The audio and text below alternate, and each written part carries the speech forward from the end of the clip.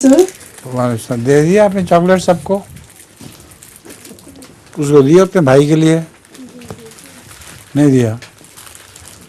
ملیحہ کو اس کے بھائی کے لیے بھی دیا ہو؟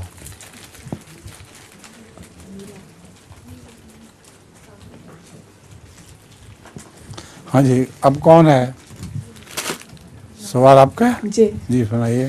حضور، اللہ تعالیٰ نے قرآن شریف میں فرمایا ہے کہ جس کو حکمت عطا ہو جائے اس سے خیر کثیر ملے گی۔ حضور، حکمت ملنے سے کیا مراد ہے؟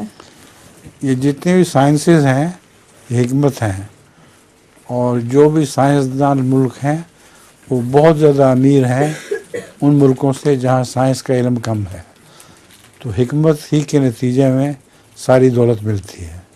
جزاک اللہ۔ اما یوت الحکمت فقد اوتی خیرا کثیرا، کہ جس کو حکمت عطا کر دی جائے اس کو مال دولت بھی بڑا کثرت سے مل جاتا ہے۔